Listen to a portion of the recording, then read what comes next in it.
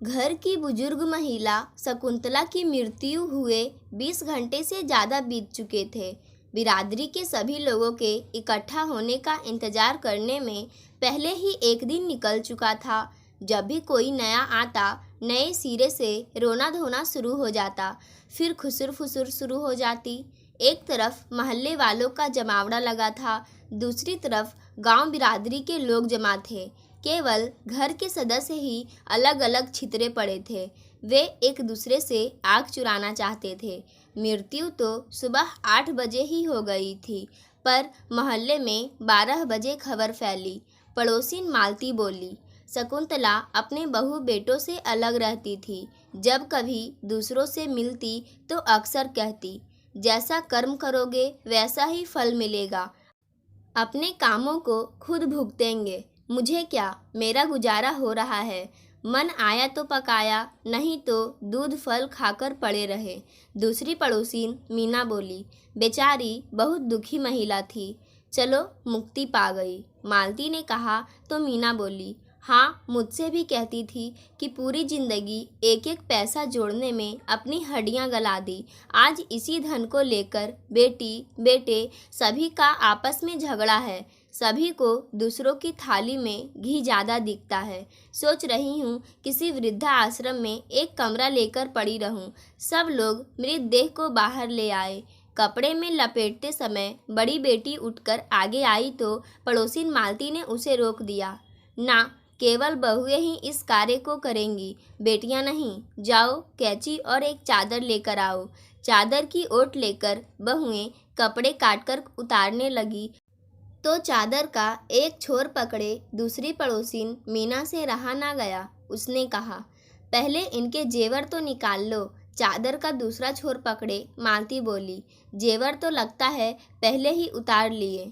क्यों बड़ी बहू, हम क्या जाने, यहाँ तो बड़की जीजी की मर्जी चलती है। माँ के मरते ही पहले गहनों पर ही झपटी। बड़ी बहू दो टूक बात करती है, ना किसी बड़े का लिहाज ना समय का। मीना ने मालती को इशारों से चुप रहने को कहा। उन दोनों के इस घर के सारे राज पता थे। जरा सी तिल्ली दिखाई नहीं कि बम फट पड़ेगा। आरोप प्रत्यारोप लगने शुरू होंगे और अर्थी ले जाने का काम एक तरफ धरा रह जाएगा। कोर्ट कचहरी भी यहीं हो जाएगी। खैर, अर्थी विदा हो गई। आंगन से सभी पुरुष सदस्य जा चुके थे।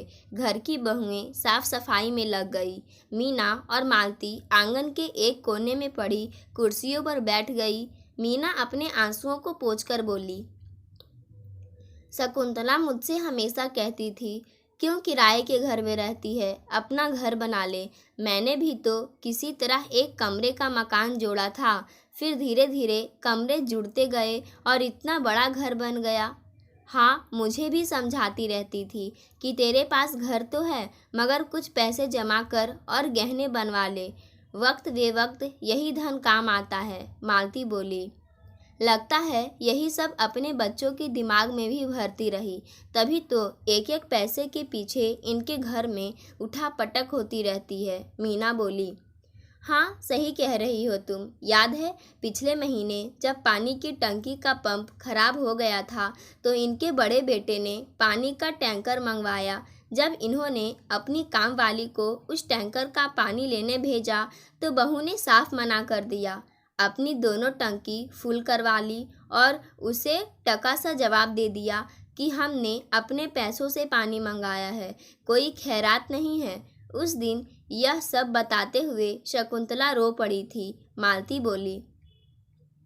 मीना तुरंत बोल पड़ी, मैंने भी कहा था कि चलो जैसे भी हो, तुम्हारे बच्चे हैं, क्यों इस बुढ़ापे में अकेले खटती हो, साथ में रहो। इस पर शकुंतला ने बताया, जब बेटों के साथ में रहती थी तभी दूध फल सब्जी दालें अपनी तरफ से मंगा कर खाती थी, फिर भी किसी मेहमान को अपने मन से भोजन करने को नहीं कह सकती थी। एक दिन सिलबट्टे पर मसाला पीस रही थी तो मंझली ने टोक दिया। मैंने जरा सा डपटा तो बट्टा उठाकर मुझ पे तान दिया। उस दिन से मैंने अपनी रसोई ही अलग कर दी। जब अपने रुपयों का ही खाना है तो क्यों ना चैन से खाऊं। मीना ने आगे कहा, मैंने तो यह सब सुनकर एक दिन कह दिया, शकुंतला, देख, मैंने भले ही घर नहीं बनाया मगर अपनी जवानी में मनपसंद खाया भी और पहना भी। बच्चों के लिए जायदाद नहीं जोड़ी बल्कि बच्चों को उच्च शिक्षा दी है। अब वे शहरों में अपना कमा खा रहे हैं। आपस में दोनों भाइयों के प्रेम संबंध बने हुए हैं। हमें तो पेंशन मिलती ही है। जब तक हाथ पैर चलते हैं यहीं रहेंगे। जब परेशानी होगी उनके पास चले जाएंगे। और तुम्हारे घर में तो यही जोड़ी हुई संपत्ति बच्चों के बीच झगड़े की जड़ बन गई है। यह सुनकर शकुंतला बोल पड़ी थी। तुम ठीक कहती हो मीना बहन। लगता है मेरी परवरिश में ही कुछ कमी रह गई है, जो इन्हें विरासत में संपत्ति तो मिली पर संस्कार नहीं मिले। मेरी शादी भी इसी लालच में की थी कि खूब दहेज मिलेगा। मेरे पिता तो दरोगा थे उस समय। बड़की जीजी की ससुराल से रिश्तेदारी है हमारी। फिर उठकर बड़की बैठकी के दरवाजे तक आकर झाँक आई कि कहीं कोई कान लगाकर ना सुनता हो। फिर पास बैठकर फुसफुसाई, या जो मंझला पुलिस में है उसकी बीवी तो अपने आप को घर में दरोगा से कम नहीं समझती। गाली गलौज और मारपीट सब हो चुकी है उसकी अम्मा से। हमारे पिताजी जल्दी चले गए, वरना वे सुधार कर रखते सबको। फिर इधर उधर नजरें घुमाई। उसने देखा बड़े भाई की खरट्टी गूंजने वाली, तो फिर अपनी आवाज़ का सुर थोड़ा बढ़ाकर बोली। छोटे बेटे से तो ज़्यादा ही लगाव रहा अम्मा का। हर समय छोटा है, अभी सुधर जाएगा कहती रही, मगर हुआ क्या? शादी करते ही सबसे पहले उसने अपनी गृहस्थी अलग कर ली। मंझली को अम्मा ने ही अलग कर दिया था, वही रोज रोज की मारपीट धमकियों से तंग आकर। बड़ी साथ में रही भी तो इतने खुरपेच जानती थी कि रोटी का एक निवाला तोड़ना दुभर हो गया था अम्मा का। फिर तो खुद ही अपनी रसोई अलग कर ली अम्मा ने। हाँ, मुझे सब पता है। तभी तो मैंने शकुंतला को समझाया था कि तू बेटी के घर चली जा रहने, उसे ही खर्चा पानी देती रहना। तभी तो वह कुछ महीने के लिए तेरे घर चली गई थी। मीना बोली। अरे वहाँ भी मन ना लगा अम्मा का। हर समय यही कहे, एक एक ईंट जोड़कर घर बनाया। आज मैं कुत्ते की तरह दूसरे की डोहरी पर पड़ी हूँ। वहाँ से भी लौट आई। बड़की ने सफाई पेश की।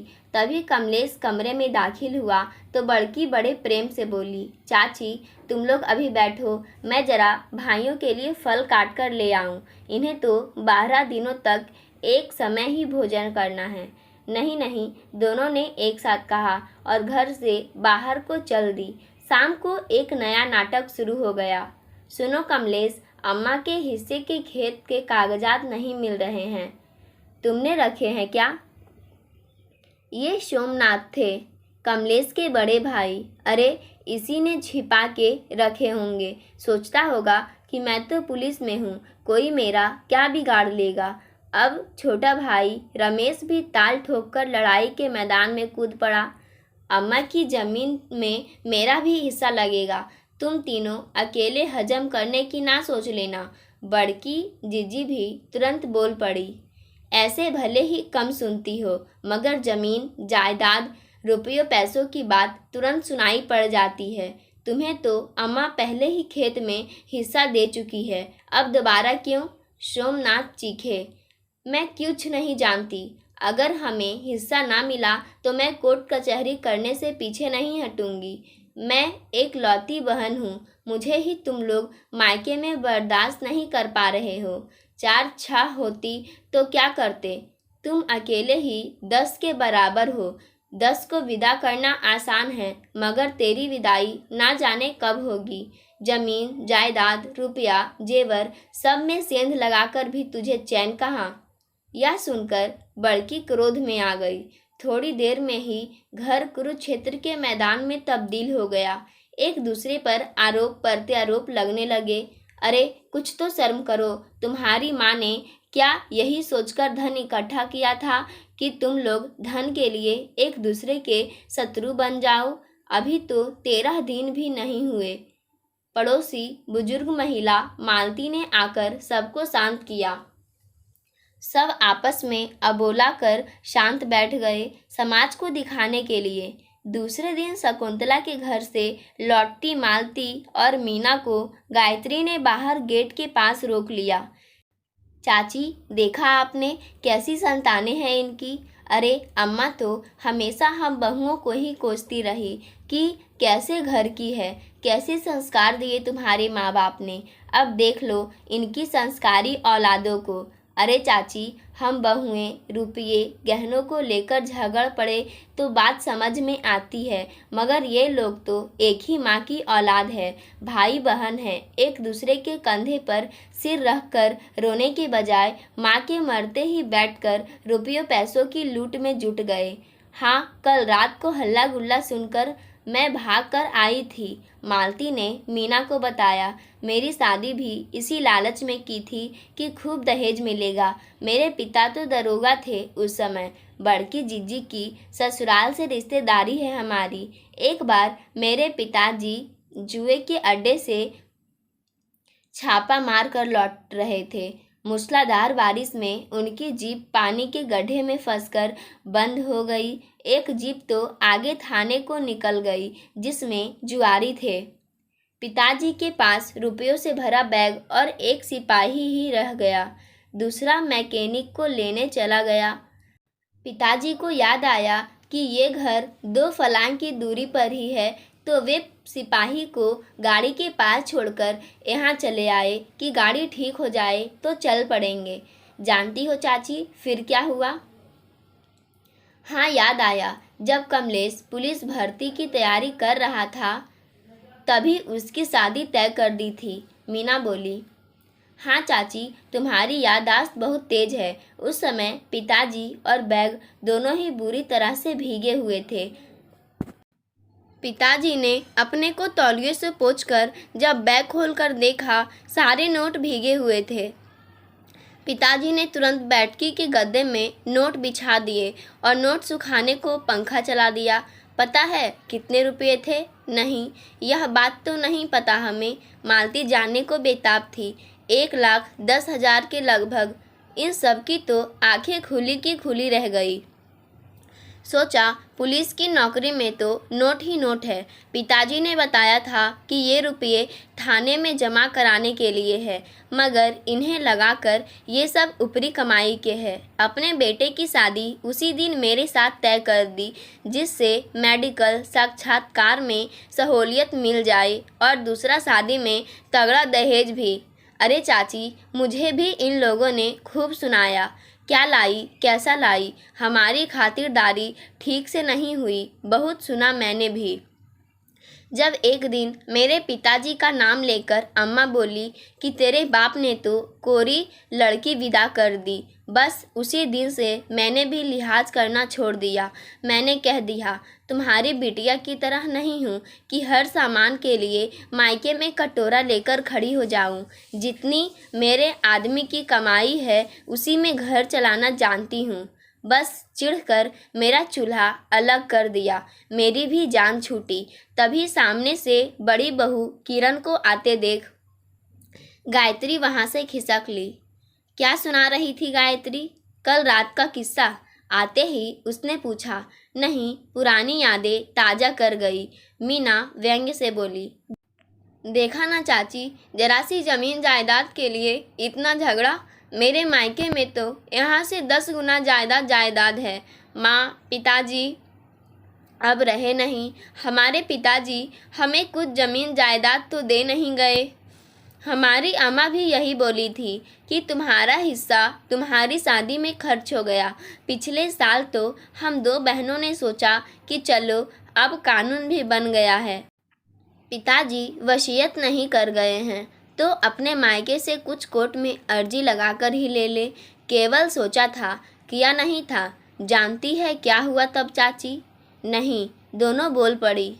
अरे इसी बड़की ने, जो अब अपनी माँ के मरे 10 दिन में ही चीख चीख कर कोर्ट कचहरी करने की बात कर रही है, हम बहनों की चुगली सब जगह लगा दी, हमारे भाइयों तक पहुँचा दी। हमारे मायके में संबंध भी खराब हो गए और मिला भी कुछ नहीं। यहाँ भी आकर 100 बात सुना गई कि हमारे माँ बाप और ख़ानदान की नाम डूब जाएगा जब इस घर की औरतें कोर्ट में खड़ी हो जाएगी। मेरे आदमी को भी जोरू को गुलाम और ना जाने क्या क्या कहकर भड़काया। गुस्से में आकर इन्होंने मेरा सिर दीवार में पटक दिया था। यह देखो, यहाँ 3 टांके लगे हैं। जब अपनी बहन का सिर फोड़कर दिखाए तब जानूं। अब इनके खानदान की इज्जत में बट्टा नहीं लग रहा। ठीक कहती हो बहन, यह बहुत ही शातिर औरत है। अपनी बारी आते ही गिरगिट की तरह रंग बदल लेती है। मेरी शादी की शॉपिंग में क्या किया पता है? तीसरी बहू संध्या कब इस बातचीत के बीच में शामिल हो गई, उन्हें भान ही नहीं हुआ। तुम तो चूल्हे में दूध उबाल रही थी, गैस बंद कर दी? किरण ने पूछा। हाँ, बंद करके आई हूँ। हाँ, तो मैं क्या सुना रही थी? संध्या ने पूछा। शादी की शॉपिंग बता रही थी। मीना जानने के गरज से बोली। मेरे आदमी की कोई खास कमाई तो नहीं थी दुकान से। नई दुकान होने के कारण शादी का खर्चा भी घर में नहीं दे सकते। अम्मा ने जीजी से ही सारी शॉपिंग करवाई। मुझ पर और गायत्री पर भरोसा ही कहाँ था अम्मा को, इसलिए अपनी बेटी को ही रुपये पकड़ाती थी। ये ले आना, वो ले आना। जीजी ही तो भड़का के रखती थी अम्मा को कि बहुएं पैसे मार लेगी। अब देख लो हरिश्चंद्र भाई और बहन को। किरण बीच में बोल पड़ी। अरे, मेरी पूरी बात तो सुनो। मेरी शादी में गिनी चुनी 7 साड़ियाँ ससुराल से मिली। उनमें से भी 2 साड़ियों में मैंने फॉल के पास जंग लगा देखा, जैसे लोहे के बक्से में साड़ी रखने से लग जाता है। मैंने भी सभी से कहा, ये साड़ियाँ पुरानी दे दी है दुकानदार ने, इसे बदलवा दो। जीजी ने तुरंत कहा, अब तो महीना भर हो गया, अब दुकानदार नहीं बदलेगा। बाद में मैंने खुद दुकानदार से बात की तो वह हंसने लगा और बोला, बहन जी, इतनी बड़ी मेरी दुकान है, मैं पुरानी साड़ी नहीं बेचता हूँ। मुझे सब समझ आ गया कि साड़ी जीजी ने ही बदल दी थी, तभी दोबारा दुकान जाने को तैयार ना हुई। संध्या गुस्से से बोली, हाँ, तेरी शादी की साड़ी की बात तो मुझे भी अच्छे से याद है। मैं भी हैरान हो गई थी कि जीजी शॉपिंग में कैसे ठग गई। किरण हंसने लगी। तूने गलती की, जब पता ही चल गया था तो साड़ी लाकर जीजी के मुंह पर दे मारती। हम तो शुरू में लिहाज ही करते रह गए। उसी का नतीजा है कि आज भी हमारी छाती में मूंग दलने को बैठी है। संध्या ने मुंह बनाया। मूंग से याद आया, कल के लिए उड़द भिगोनी है। अच्छा चाची, कल 13वीं के भोज में जरूर आना, कहकर दोनों भीतर चली गई। भोज खत्म होते ही बेटों ने तुरंत टेंट समेट दिया। लोगों को हाथ जोड़कर विदा कर दिया। फिर से इकट्ठे होकर सब हिसाब लगाने में जुट गए। कितना खर्चा हो गया और कितना अभी वार्षिक श्राद्ध में करना बाकी है। सोमनाथ कहने लगे, 2 बार मैंने माँ को हॉस्पिटल में भर्ती किया था, उस हिसाब को भी इसमें जोड़ो। यह हिसाब छोड़ो, पहले जो ज़मीन बची है उसे बेचकर मेरा हिस्सा अलग करो।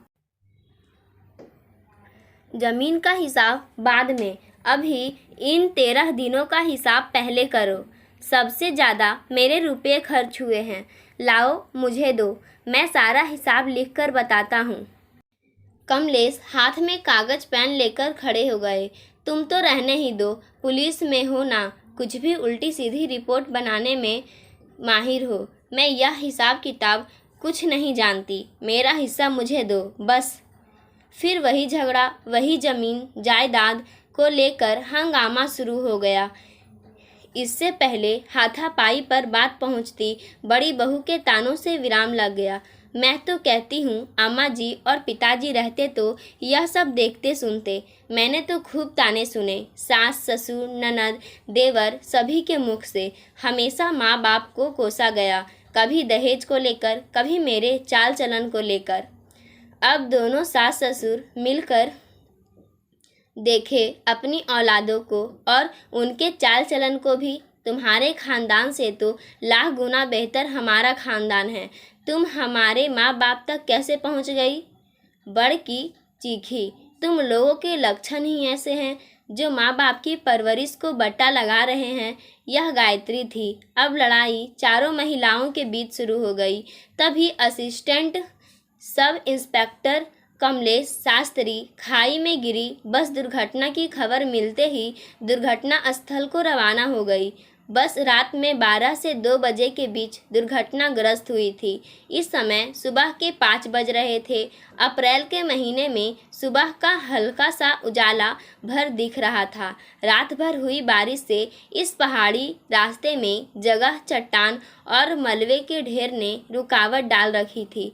हर आधे घंटे की चढ़ाई के बाद जीप को रोकना पड़ता। 7 बजे तक जीप दुर्घटना स्थल तक पहुंची। चारों तरफ चीख पुकार, भीड़ और अफरातफरी का माहौल था।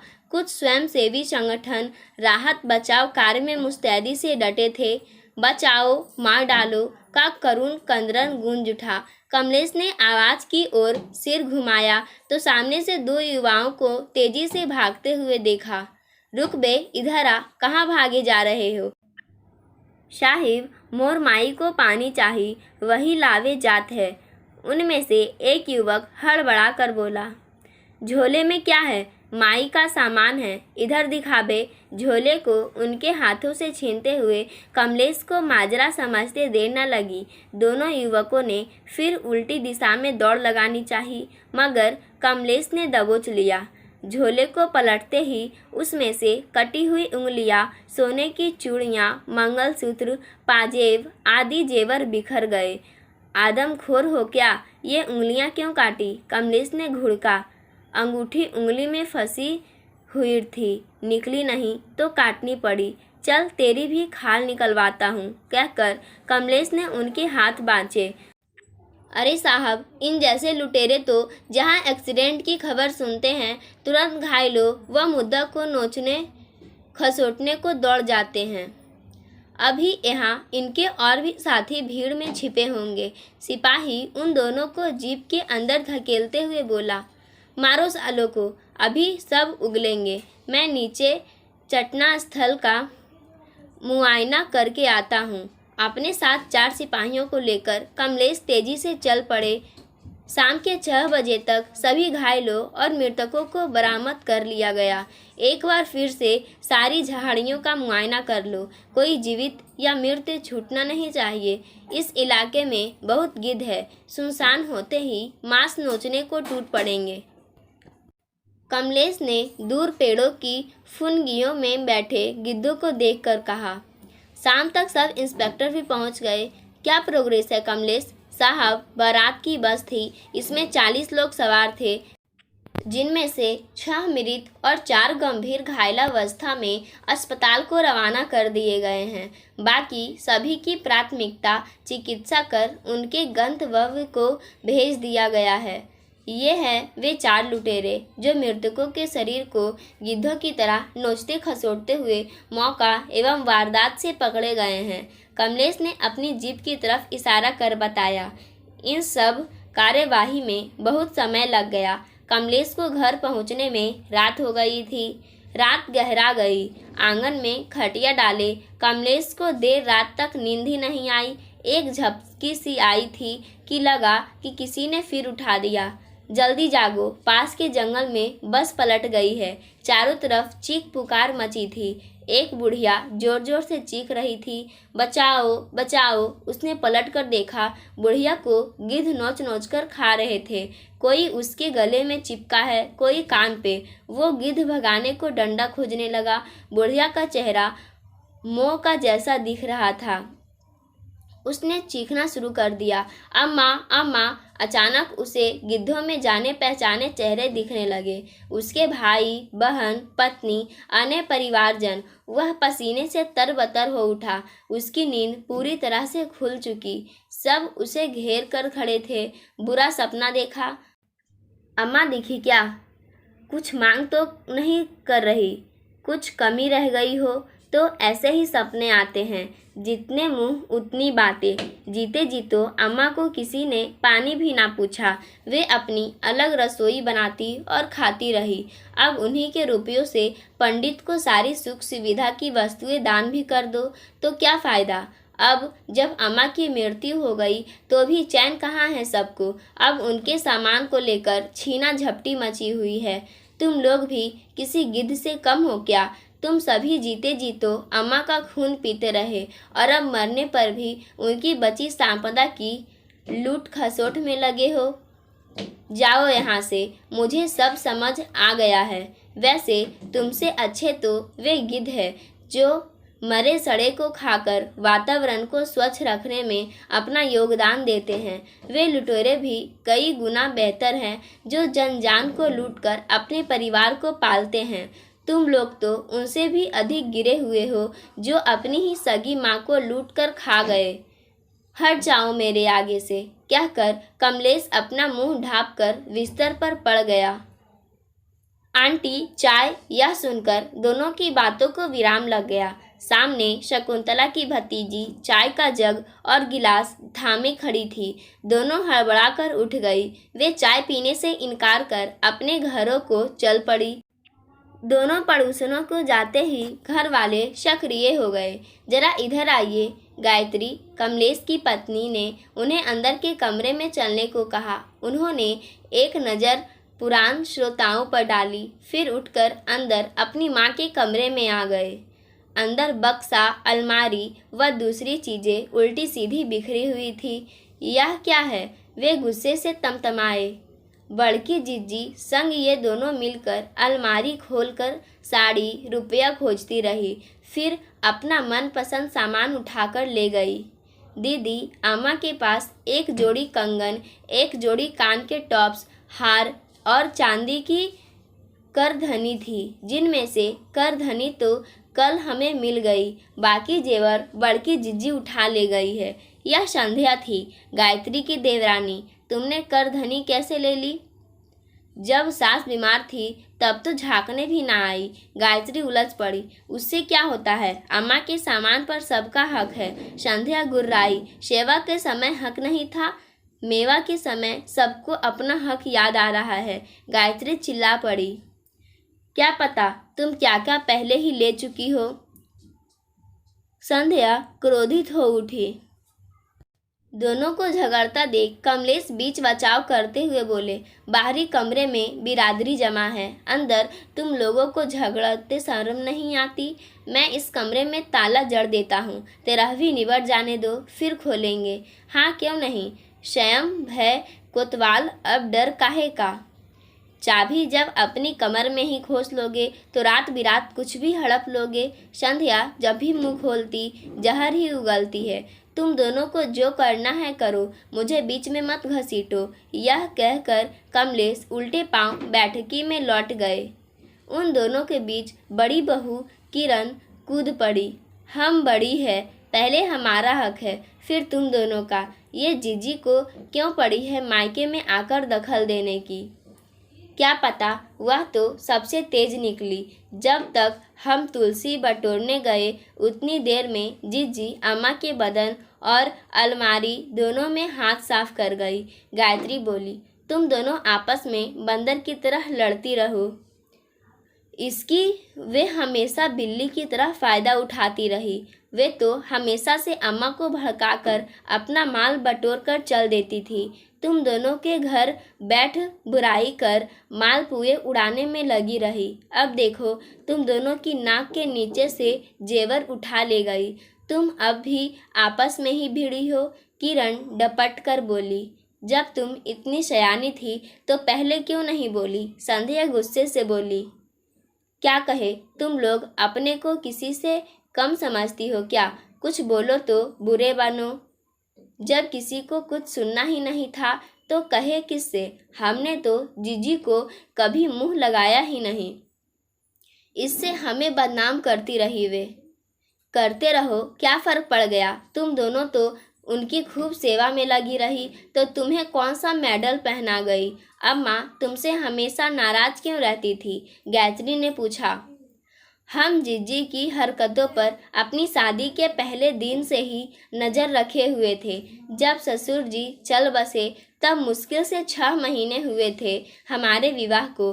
तब भी बड़की जीजी शोक के समय अम्मा के बक्से पर नज़र रखे बैठी रही। 6 महीने बाद जब अम्मा को जेवर का होश आया तो पता चला नथ, मांगटीका, मंगलसूत्र, पायल, बिछिया सब जीजी उठा ले गई है। ऐसे कैसे उठा ले गई? संध्या बोली। यही अम्मा से पूछा तो बोल पड़ी, अब तो पिताजी रहे नहीं, तुम अब ये सुहाग चिन्ह पहन नहीं सकती, इसमें अपनी बिटिया की शादी में उसे नानी की तरफ से दे दूंगी, तुम्हारा नाम भी हो जाएगा।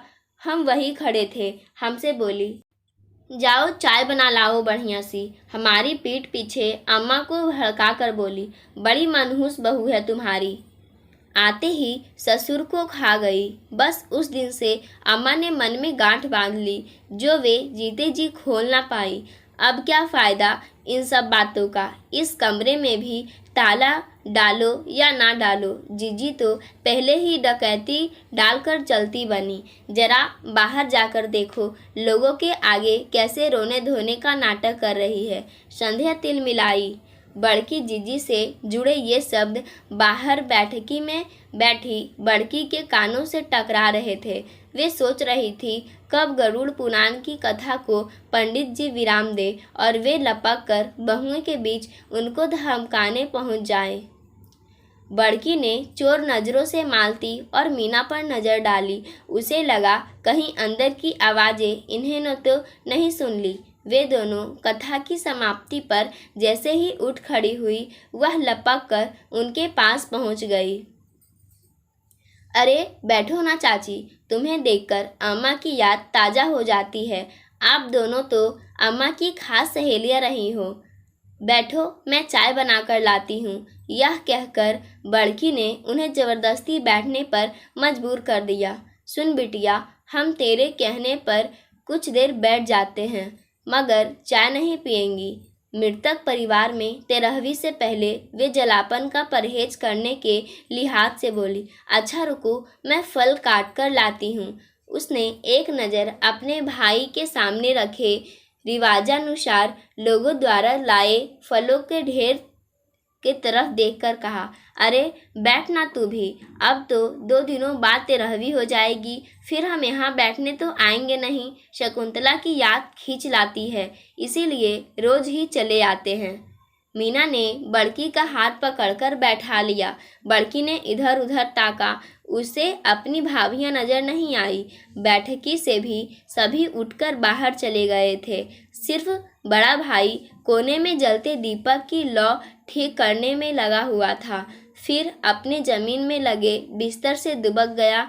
उसे 13वीं तक अपनी निर्धारित जगह में रहने का निर्देश मिला था। बड़की उन दोनों महिलाओं के पास सरक आई और कहने लगी, अब आपसे क्या छिपा है चाची?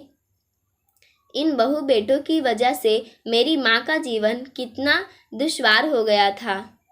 यह भाई जो अभी बगुला भगत बना बैठा है, पूरा जोरू का गुलाम है। अपनी औरत से पूछे बिना लघु शंका भी ना जाए। इसकी औरत बिल्कुल बर्र है, ऐसा शब्द बांध छोड़ती है कि बर्र का भी डंक फीका हो। अम्मा को तो वर्षों हो गए इनसे अबोला किए हुए। चाची भी समझ चुकी थी कि दोनों बहुएं आपस में लड़ती रहोगी तो बड़की फ़ायदा उठाएगी ही।